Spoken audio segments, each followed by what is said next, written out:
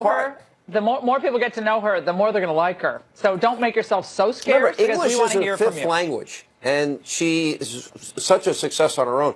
The best part is, and the president was at 49% in his approval rating today. Obviously, all the hysteria of the left isn't working, but her approval ratings are higher. And I have reminded the president of that in the past. Oh, yeah, he loves that.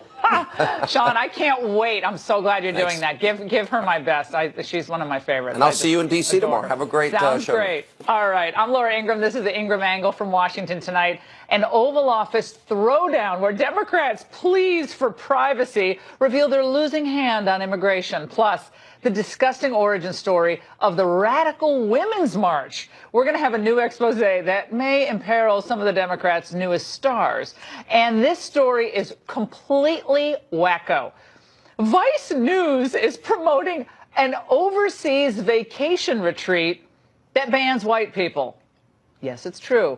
The debate over what can only be described as a new form of voluntary segregation.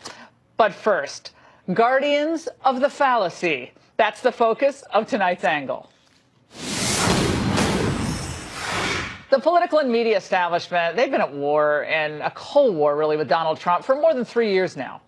And from the outset, he represented everything they hate, and not just his America First policies, but his brash, take-no-prisoners style that threatened to crash their exclusive club. But as the Mueller probe and its new New York offshoot come to a head, the media feel well-positioned to recast their image from hashtag fake news to galaxy-saving superheroes. Like Batman or Aquaman, they've decided to try a franchise reboot. The first comes courtesy of Time Magazine's Person of the Year. As we looked at the choices, it became clear that the manipulation and abuse of truth is really the common thread in so many of this year's major stories, from Russia to Riyadh to Silicon Valley. And so we chose to highlight 4 individuals and 1 group who have taken great risks in pursuit of greater truths. And I only caught the last part of what he said when I first saw this, and I thought, oh, wow, they're giving it to, like, China's persecuted Christians? That's amazing. Well, instead, Time Magazine has kept the award kind of inside the family and named a group of journalists as the People of the Year with the understated title, The Guardians and the War on Truth. The group includes slain journalist Jamal Khashoggi and the Capital Gazette staff, which lost members, of course, when a shooter opened fire on their offices. Of course, we love objective journalists, and the targeting of reporters just because they're doing their jobs is despicable. But also, isn't there something kind of transparently self-serving about journalists giving awards to other journalists? Well, now, to his credit and professionalism, Capital Gazette editor Rick Hutzel expressed uneasiness about the recognition. He said, "I hate being the story." And he added that this was the first sit-down interview he had done since that June attack. Good for him. By the way, as an aside, later in the show, we will reveal whom we would have picked for Persons of the Year. So stay with us for that. It's going to be a lot of fun. But by the way, Time isn't the only aging outfit trying to resurrect its damaged reputation. Retired senators are also lumbering back from obscurity to claim the mantle of moral and intellectual superiority. Rising from the political dead, they promise that their wisdom will save us from Trump. You've got to read between the lines. All you need to know, though, was that the op-ed was the brainchild of Trump basher extraordinaire Chuck Hagel and Connecticut liberal Chris Dodd. They said in part, "We are on the eve of the conclusion of the special counsel Robert S. Mueller investigation and the House's commencement of investigations of the president and his administration. We urge current and future senators to be steadfast and zealous guardians of our democracy by ensuring that partisanship or self-interest not replace national interest." Well, kind of high-minded malarkey signifying nothing. You know, look, I will forever salute Chuck Hagel's military service, but that doesn't give him immunity from political criticism that's just kind of brain dead. Where was the bipartisan cabal when we needed guardians of the rule of law and transparency during the Obama years? Fast and Furious, Benghazi, the IRS scandal, the Clinton email cover-up, the horrors at the VA. the green energy boondoggles involving companies like Solyndra, just to name a few. Where were these 44 senators when we needed guardians of our border? Where were they when we needed guardians against the rigged trade deals that empowered a ruthless communist regime in China? And where were they when we needed guardians against activist judges who stray far, far beyond their Article 3 powers? Look, Donald Trump ain't perfect. None of us are. None of us is, to be grammatically correct. But he's done more in 2 years to try to safeguard America, the country we love, than all of those senators who signed that op-ed combined. The media and failed politicos are guardians. They're guardians of a fallacy that the American people need protection from their own political choices. The president was duly elected and is entering the third year of his first term. But the media and political establishment are still in denial. Do you notice, by the way, that they've basically given up on substantive debate on any of the issues that Trump is really tackling? Instead, they often prefer personal invective to pragmatic solutions. The president has very little in the way of attention span. The president is undisciplined. Secretary Tillerson, called him an effing moron, which, not for nothing, is the highest rank of moron. That's achievable. He gets bored after about 15 seconds of even people talking to him. He doesn't want information. He comes into the job with very little knowledge. Well, if he's that uninformed, how did he beat all you smart people? That's my question. My friends, populist-style movements are popping up all over the world. They're challenging the old political orders that have failed to raise the standard of living of their own people or to safeguard the culture. Folks aren't mad because they enjoy being mad. They're mad because politicians have screwed things up so badly across the board. But the guardians of the old order, they right now feel empowered by Trump's legal woes and a new Democrat majority in the House. Call a halt to this. We've come in here as the first branch of government, Article 1, the legislative branch.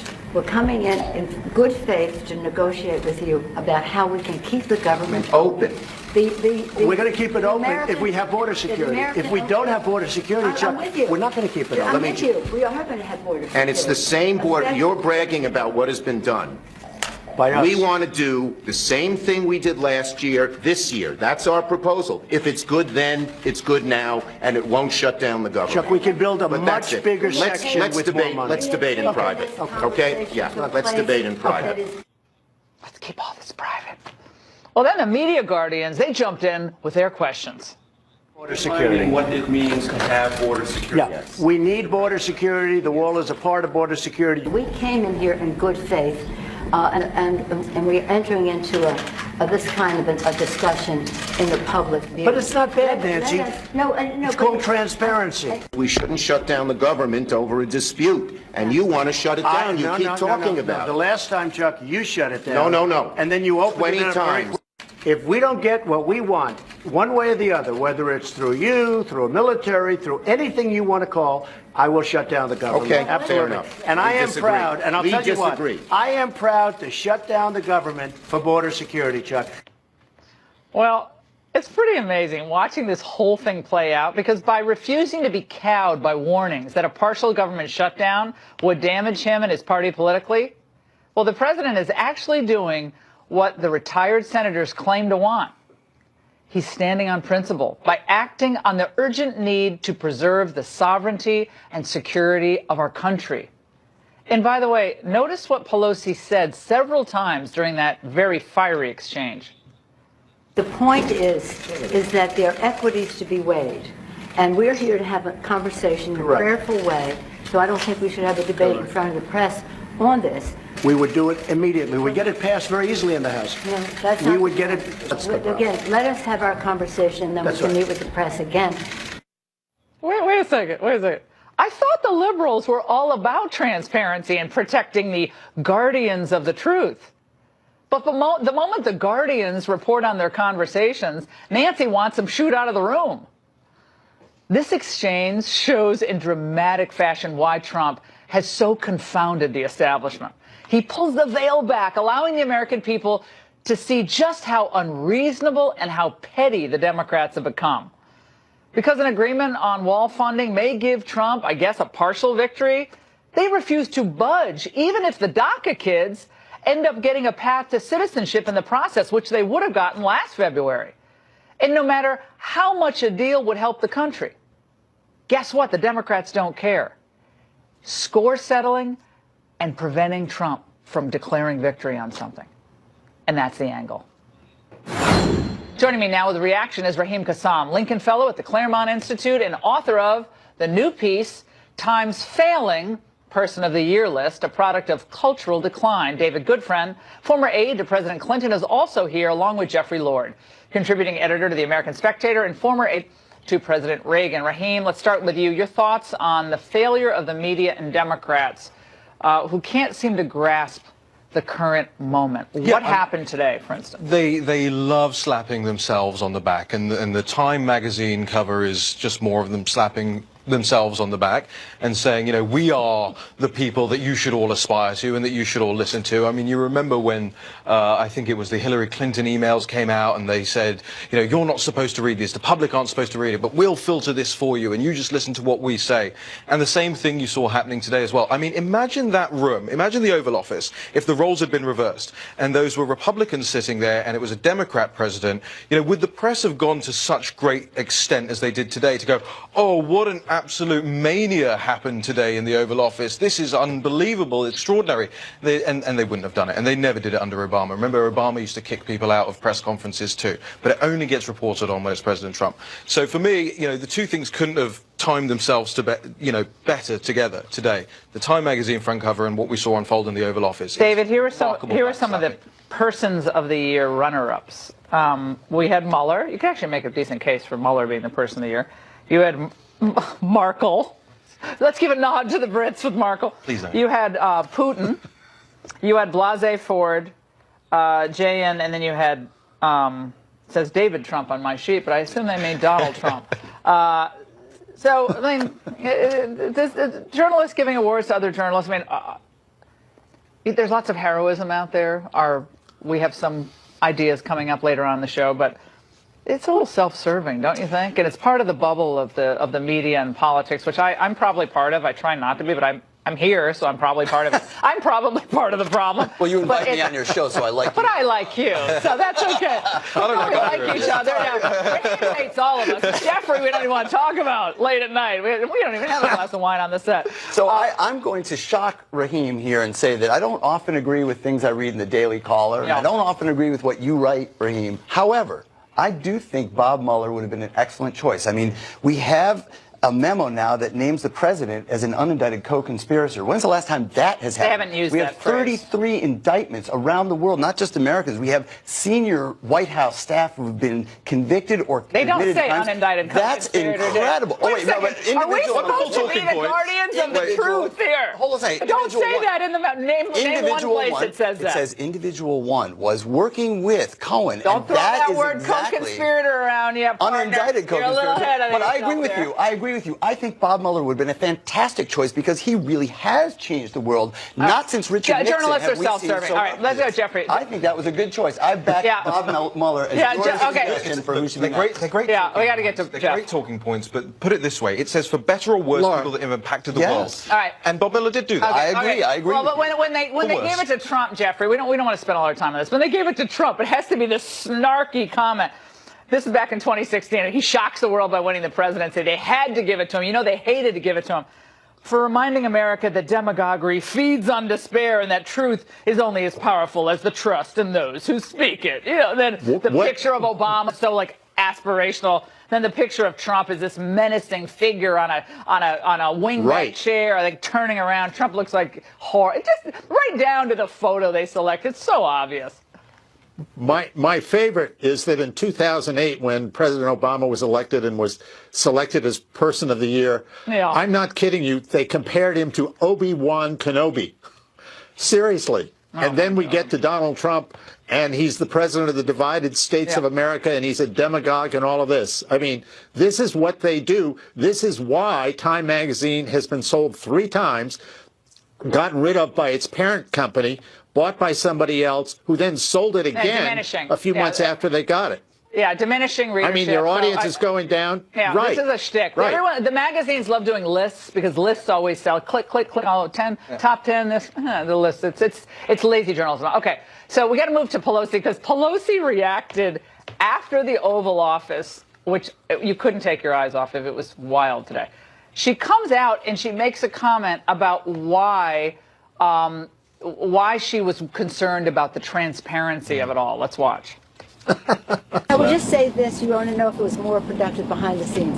I hear some of the reporters saying, Fox reporters saying, why did we not want transparency in this discussion? We don't want to contradict the president when he was putting forth figures that had no reality to them, no basis in fact. Raheem, no basis in fact. I mean, the fact Donald Trump has wanted a wall for more than 3 years. Yeah. He's arguing and fighting for the wall. I guess she's referring to, he said, certain sectors have less immigration. I'm not sure whether that was accurate. I never have gotten a read on that. I'm not sure that was accurate or not, but she's not shy about criticizing him ever in public. For somebody who makes her living by criticizing this president, you'd think she'd want every camera in the room.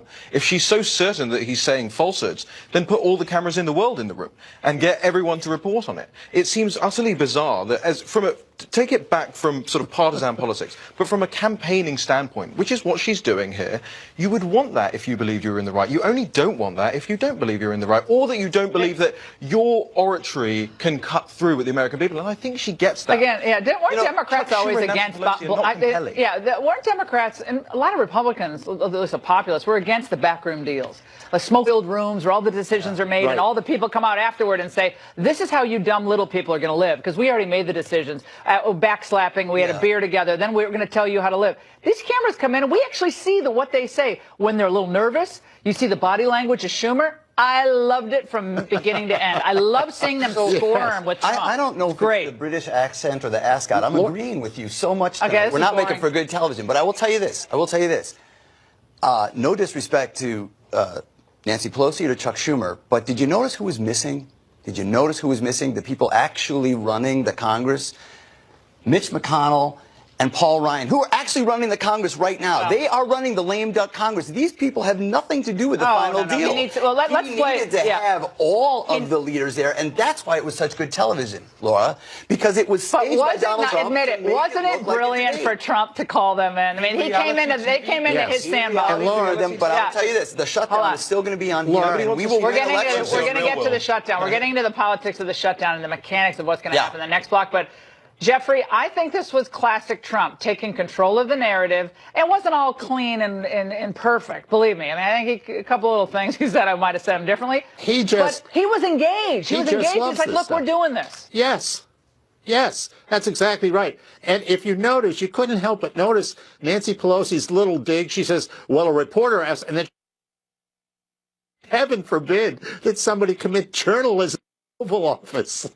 No, again, it's just astounding. I think again, we're getting back to the theme of my angle, the guardians of the truth. Right. And when these 44 senators come out, bipartisan, they come out with big op-ed, and Panetta was one of them. I want to play a little snippet from what he said today with Andrea Mitchell. Let's watch.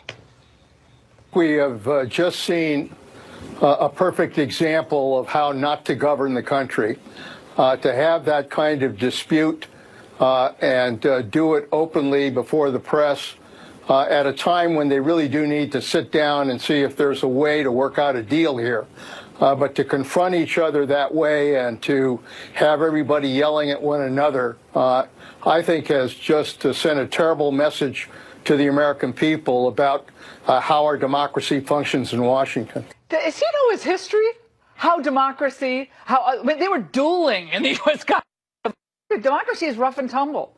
People are arguing at their dinner tables. It's okay. We're going to survive an Oval Office, some I understand. But listen, discomfort. don't you think They're that there's worried a difference about it. between theatrics and results? If that debate had Trump gets results. They do personal invective. If he shuts down the government, is that a good result? Yes. I think absolutely. Okay. Absolutely. Okay. The majority of Americans through the polling that just occurred in the election seem to disagree. So we'll find out again. Didn't hurt them last time it happened. Actually, you just lost the House. And actually, you say that's just fine. I agree. That really is what conservatives think. They're like, 2013 we'll just shut it all down. Which was a real shutdown. That didn't hurt the Republicans. Not everyone has to agree all the time, as you and I don't have to agree all the time. Correct. But there is a goal in mind. That man was elected on that goal, and he's going to do it. He's got to get that wall built, and it's got to be a wall. It can't be like a patchwork see-through drones. All right, Jeffrey, sorry, we got to go. We'll have a longer segment back. Sorry about that. Since Time Magazine couldn't pick a satisfying person of the year, we're going to do it later on in the hour. Up next will be... This is a Fox News alert, yet another terror attack on a Christmas market in Europe, this time near the city of Strasbourg, France, and officials there confirming that 3 people were killed, another 12 wounded when the terrorists sprayed gunfire into the holiday crowd and then took off. French authorities confirming the suspect previously known to authorities, and at this hour, he is still outstanding. We will update you on any developments as they come to us. Very disturbing news out of France tonight. A shutdown is not worth anything, and that you should not have a Trump shutdown. You have the White House, the Trump shutdown. You have the White House. You have the Senate. You have the House of Representatives. You have the votes. You should pass it. No, but I can't get it passed in the House if it's not going to pass in the Senate. I don't want to waste time. Well, the fact is, you can get it started that way.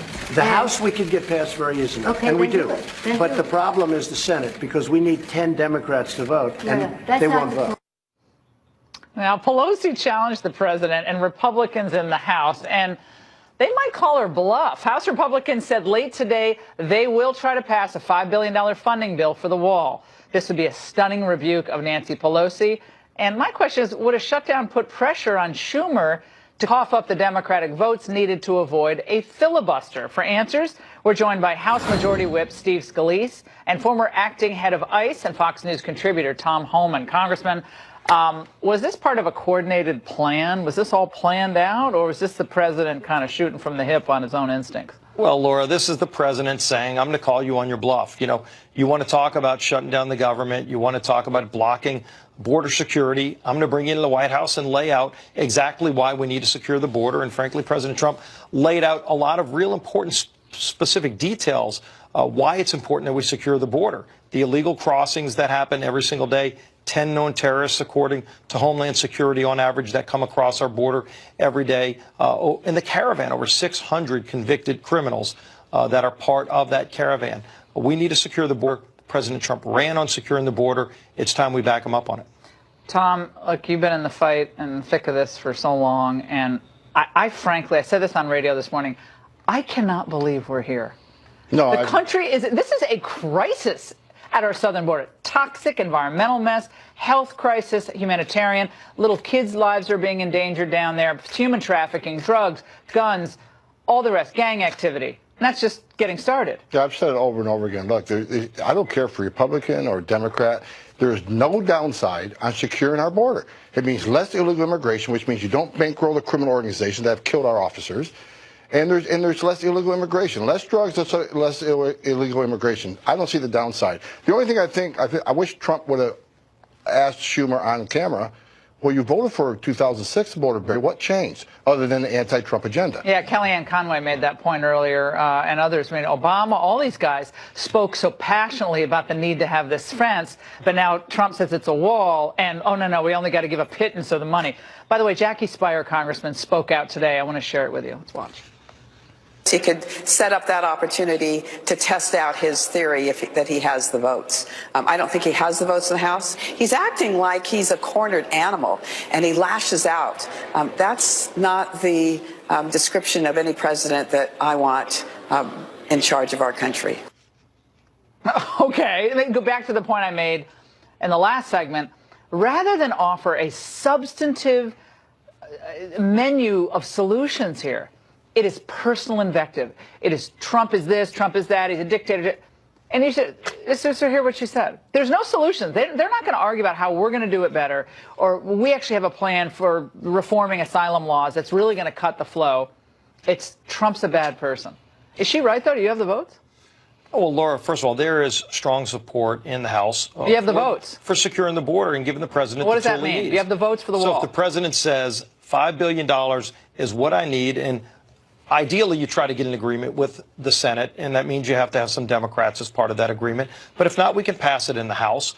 We've been trying to get an agreement with the Senate because ultimately to get the bill to the president's desk has been the objective, not just to pass a bill in the House, but ultimately we can pass a bill in the House. The president's saying, I'll at least meet with Senate Democrats and House Democrats to see if we can get an agreement. The president is trying to get an agreement to solve the problem. I think what you're seeing right now, and today it was on display in the White House, Washington Democrats want open borders more than they want. They don't want to give him a win. Isn't that a big part of this? That's a big part of it. He could have solved this last January and February during the other mini shutdown when the president said, give me the chain migration cuts, the visa lottery.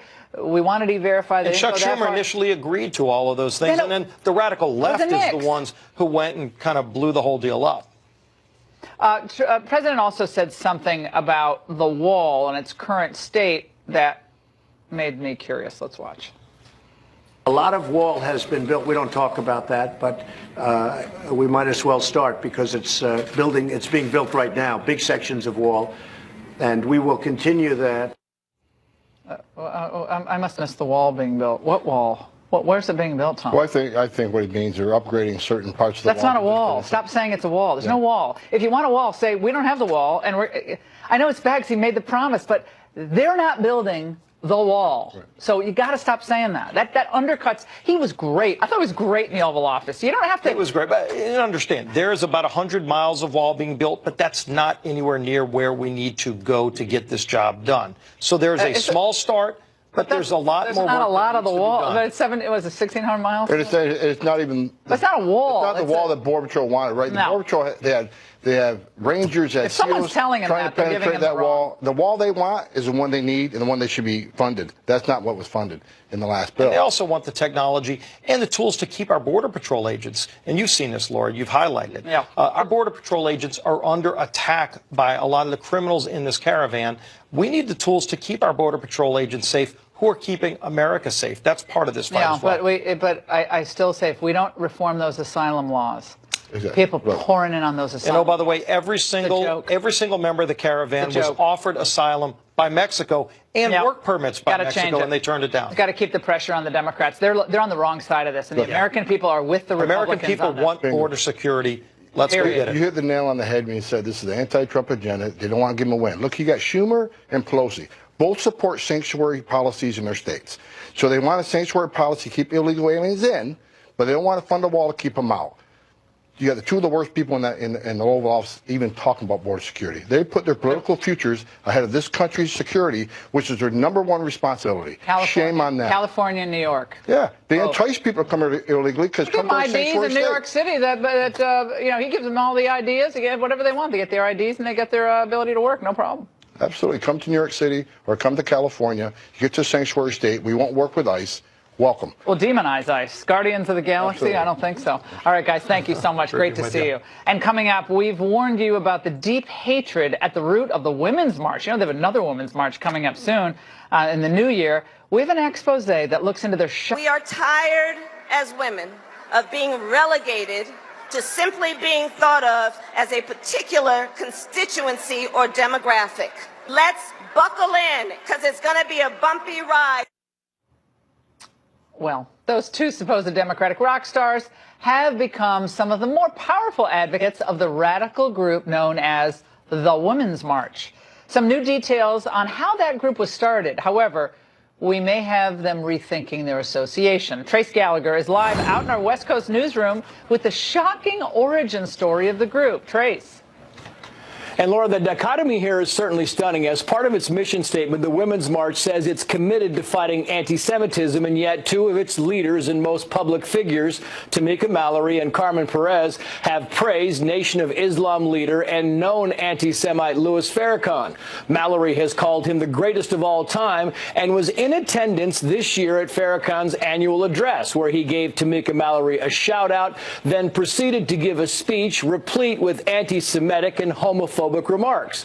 The Women's March says Farrakhan's statements don't align with the group's principles, and Mallory's presence at his annual address was bad judgment. Yet Perez and Mallory have not disavowed his comments, and now Tablet magazine is reporting that during the Women's March first meeting back in November of 2016, both Mallory and Perez endorsed an infamous and debunked anti-Semitic trope that Jews exploited black and brown people and were proven to be leaders of the American slave trade. The controversy is also gaining notice because the Women's March has become, as you noted, a powerful organization and has been endorsed by potential 2020 presidential candidates like California Democratic Senator Kamala Harris and New York Democratic Senator Kirsten Gillibrand, both of whom spoke at the Women's March pre-rally in January 2017.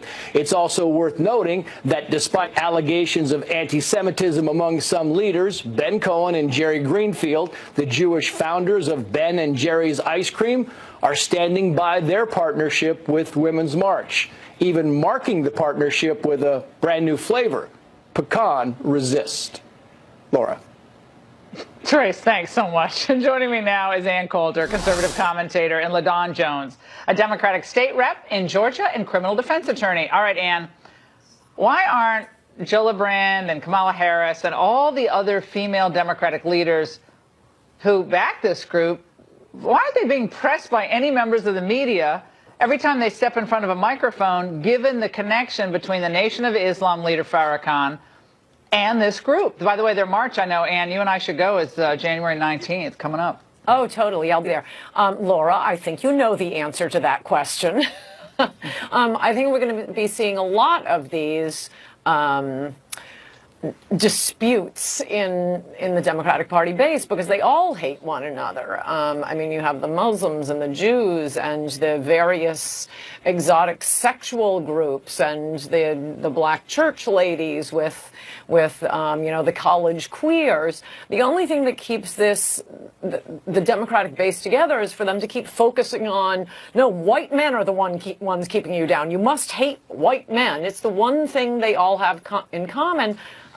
So as it becomes increasingly clear that we are not going to get a wall or Trump fulfilling his immigration policies, I mean, the one thing we have to look forward to in the new country is just ginning up all of these hatreds in the Democratic base. Well, one of the things that was written, LaDawn, about the group, and this is in this new tablet piece, this was by Mercy Morganfield's comment about, and she's the D.C. Coordinator of the march, said this: Bob Bland called me secretly and said, Mercy, they've been in bed with the Nation of Islam since day one. They do all of our security. Is that the group you want doing your security, given the most hateful anti-Semitic comments made over the years by Farrakhan, calling Jews termites most recently, and any number of assorted, sordid things he said? You know, last time I checked, it is not common for you to ask for the religious preferences of the people who are protecting you when there are those who are threatening your life simply because you're standing up for a woman's right to vote, a woman's right to equal pay. You know, this is a silly non-starter by conservatives trying to split a movement that they know is extremely powerful, and they're afraid of this next march coming up because they know that it will get even more women, progressive women, into office just like it did in this past election. You guys probably should come out. You might learn a thing or two. Well, actually, I think we're not the ones who are making a big deal of this. I think there are actually some of the founders of the march themselves are very concerned about this anti-Semitic taint within the organization. I think they want the march to be successful. And I mean, I don't blame them. I mean, they put together an amazing array of people. It was a huge turnout. But if the shoe were on the other foot and it was a bunch of conservatives getting together and all of a sudden the security for the group was like some David Duke type guy, you guys would be rightly saying, what are you doing? Why are you having them do the security? And I don't think we'd get away, Ann, with saying, well, they're doing security. We don't ask their political views. Well, you don't have to hypothesize it. There's this group, the Proud Boys. They've defended me all over America. And by the way, they're quite multi-ethnic. And I don't ask what their religion is. They're attacked by being accused of being a group of white men. Like I say, that's the only thing that keeps the Democratic base together if they keep hating white men. Even though the Proud Boys are not only white men, but what are they being attacked for? For defending people like me. There's another piece, Mercy, a piece of this tablet article, and I'll read it. It was there that Perez and Mallory allegedly first asserted that Jewish people bore a special collective responsibility as exploiters of black and brown people, and even, according to a secondhand source, claimed that Jews were proven to have been leaders of the American slave trade. So this was some of the conspiracy theories at the 2016 inaugural Women's March meeting. Are you concerned about any of that?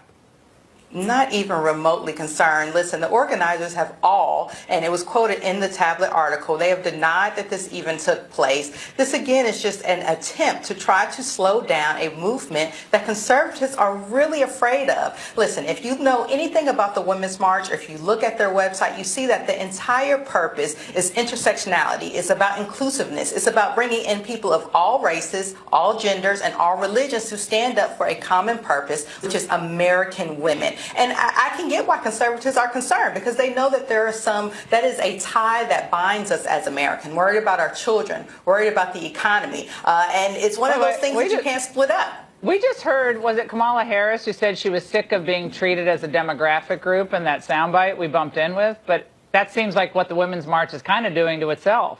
But I don't think there were a lot of pro-life Democratic women at the march. I don't think so. I didn't think I saw many of them showcased. It was more the celebrities screaming about how they wanted to blow up the White House. I mean, diverse? What do you mean diverse? Diverse in what way? Not intellectual diversity. The feminists can't even get along with the transgenders.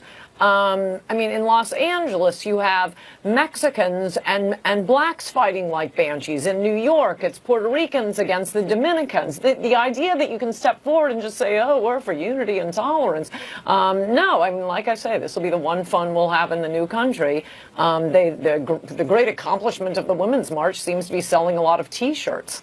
Well, we'll see what happens. Actually, we know in 2018 there was a record number of turnout of women who got elected to the Democratic Party. I know that's not usual for out a lot of people. Since they have all white males who were elected, except for the one white female that was elected. But diversity is a part of the story. White men are still running your party, whereas only about 20% of the Democratic voters are white men. But wow, look at the leadership. Look at all the Democrats running. Your nominee is probably going to be Beto O'Rourke. There are only a few women even running. White men run your party. If you have anybody to complain to, it's the Democratic Party. Oh, come on. Bernie Sanders and Joe Biden are very diverse, Ann. That's not fair at all. But I think the Women's March, look, I don't agree with them, but they did turn out a lot of people. And the Republicans have taken a page out of some of the organizing of the Democrats. But I appreciate the conversation, guys. Thanks so much. By the way, are we witnessing a 21st century version of segregation? Seriously. Wait until you hear about a vacation promotion that bans people from participating based on their skin color. The heated debate next. Well, do you know there's something of a booming tourism sector focused solely on black people who don't want to be around white people? It's not a joke. Vice News traveled to one of the resorts catering to these customers who say it's their only way to escape racism in the United States. Watch. The breath in is the reminder that we are safe. We needed a safe space that was outside in the United States to hold certain conversations and just to heal. Would having white people on this trip ruin it? I'd run my money back. Yeah, I don't think we would be as open and as honest as we are with the group that we're in now. Yeah. We're looking for ways to coping mechanisms, you know, and ways to take care of ourselves. Because we're not on the agenda. I feel like white people shouldn't even have passports because they've done enough, especially white Americans. Leave them in the United States. They do not need to come here. They should be even able to travel. They need to stay in the United States. My tip to white people is to let us have our space, let us have our room, and go hang out with other white people. We're okay. You know, you've done enough damage. My breath is taken away. That woman you just heard is Andrea X. She's the founder of the Women of Color Retreat in Costa Rica. And she went on to say that she's not doing this as a type of reverse racism. Really. Here to debate this, Horace Cooper, co-chair of Project 21 and Democratic strategist Antoine Seawright. Horace, if you replace white with any other group, what do you think the reaction was? I think we're the only ones doing this on cable news, which I can't believe. I saw this and I almost fell over. You can't really be serious. Now we're self-segregating, which people can do whatever they want, but then don't claim that you're all tolerant. Oh, this is worse than that. This actually is bigotry. This actually is racism. Look, what we're talking about is people using justified language in their own minds for saying it's okay not to associate with them or their kind. We don't want to travel with them. We don't want them to be able to fly. They should stay in the United States. I love that. That was a good one. Any time that my grandparents would have heard phrases like that, we knew what they meant and what they were trying to express. It was separatism. It was you stay over there. And we, as a nation, have come together to recognize that that kind of bigotry and that kind of ignorance shouldn't be welcomed. Right. One last thing I wanted to say, and that is that we would be seeing boycotts. We would be seeing all heads exploding. Boycotts? That's the beginning of it. If Expedia allowed you to purchase your whites-only cruise, do you understand how seriously the left would take that? All right, I want to play something for you, Antoine.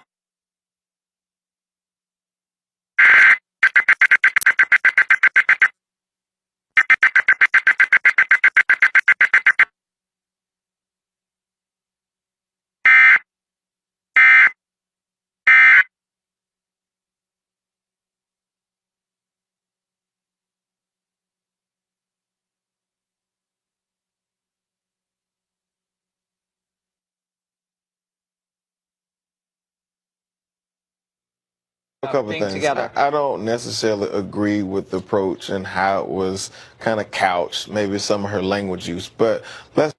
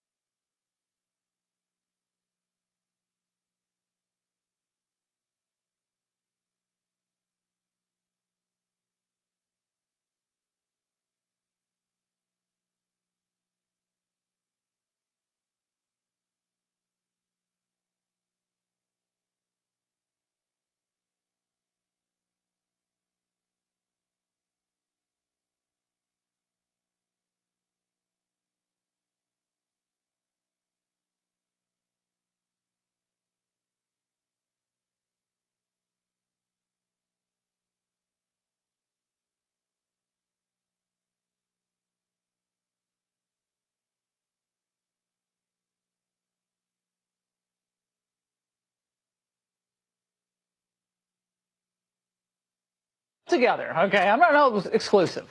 Any vacation at this point would be a good not idea. exclusive. Okay, the first are the heroic first responders who risked life and limb to respond to the tragic and devastating Paradise Fire out in California. County 13 is back. Hey guys, Walk towards the left.